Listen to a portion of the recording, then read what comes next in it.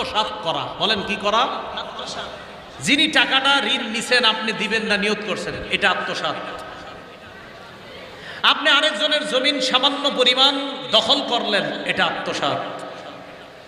আপনারে একজনে একটা জমিনের জায়গা দিছে, ভাই এই জায়গায় আপনি এটা অফিস করেন, ঠিক আছে, ভালো কাজ টাজ করেন, আপনি 1 বছর পরে দাবি করে ফেলতেছেন এটা আপনার জায়গা।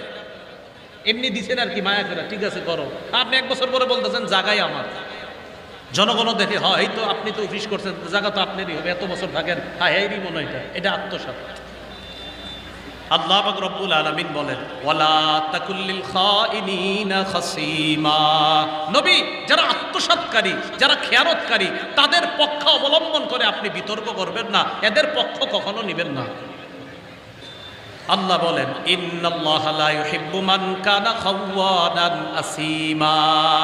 যে ব্যক্তি খেয়ানতকারী, যে ব্যক্তি আত্মসাৎকারী, গুনাহগার, আল্লাহ তাকে পছন্দ করে না, ভালোবাসে না। বলেন নাউজুবিল্লাহ।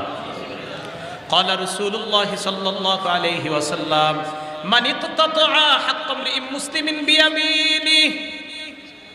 নবীজি বলেন, কোন মুসলমান যদি অন্য কোন মুসলমানের সম্পদ আত্মসাৎ করে শপথের মাধ্যমে, বলেন জোরে বলেন কিসের মাধ্যমে? আরো জোরে বলেন কিসের মাধ্যমে? শপথ বুঝেননি? মিথ্যা শপথ দিচ্ছেন, জমি আপনার না, এখন আরেকজন ওই যে এখন মিথ্যা শপথ দিচ্ছেন, হ্যাঁ হ্যাঁ শপথ করছেন, জি আমরা শপথ করে বলতেছি এই জমিন তার, আসলে তার না, যার পক্ষে আপনি শপথ করলেন। এই মিথ্যা শপথের মাধ্যমে কেউ যদি আরেকজনের জমিন আত্মসাৎ করে, রাসূলুল্লাহ সাল্লাল্লাহু আলাইহি ওয়াসাল্লাম বলেন, আউজাবাল্লাহু লাহুন নার, আল্লাহ তার জন্য জাহান্নাম অবধারিত করেন, ওয়াজিব করেন।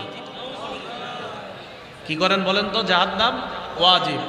ওয়া হারামাল্লাহু আলাইহিল জান্নাহ, আল্লাহ তার জন্য জান্নাত হারাম করে দেন। বলেন নাউজুবিল্লাহ। এইবার মন দিয়ে শেষের অংশটা শুনেন। এক সাহাবী দাঁড়াইলেন, দাঁড়ায় বললেন, ইয়া রাসূলুল্লাহ ওয়া ইন কানা ইয়াসীরা ওয়া ইন কানা শাইআন ইয়াসীরা। হুজুর, যে জিনিসটা শপথ করলাম এটা যদি সহজ কোনো জিনিস হয়, সামান্য কোনো জিনিস হয়, কথার কথা হুজুর ছোট্ট একটা জিনিস হয়, এটাও কি আত্মসাৎ? নবীজি বললেন, ওয়া ইন কানা কাদিআম মিন আরাক, পিলু গাছের ডালও যদি হয়, কথার কথা বুঝাইছে ওই যুগে, পিলু গাছের একটা ডালও যদি হয়, এটা যদি আরেকজনের হয় আর তুমি শপথের মাধ্যমে নিজের দাবি করো, এটাও আত্মসাৎ হিসাবে গণ্য হবে। তার জন্য আল্লাহ জাহান্নাম ওয়াজিব করবেন, জান্নাত হারাম করবেন। পিলু গাছের ডাল, সামান্য পিলু গাছের ডাল, ডাল সামান্য একটা। আপনারা কত মানুষের তাল চুরি করে খান, ডাব চুরি করে খান। আত্মসাৎ, আত্মসাৎ। শীতকালে আরেকজনের রশি, ওই যে আপনার খেজুরের রস, আরেকজনের খেজুরের রস আপনি পাইপ দিয়ে চুরি করে খান, আত্মসাৎ।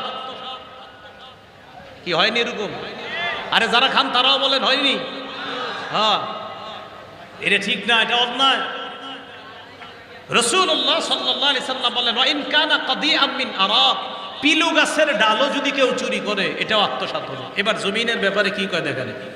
قال রাসূলুল্লাহ সাল্লাল্লাহু আলাইহি ওয়াসাল্লাম, নবীজি বলেন, মান ইকতাতা কিদা শিবরিম মিনাল আরদ, যদি 1 বিঘত পরিমাণ জমিন কারো আত্মসাৎ করে, তুবিকাহু মিন সাবঈ আরদিনা, কিয়ামতের মাঠে তার গলায় 7 তবক জমিন ঝুলিয়ে দেওয়া হবে, সামান্য পরিমাণ। তাহলে এটা আত্মসাৎ যদি কেউ করে, আল্লাহ আমাদেরকে হেফাজত করেন।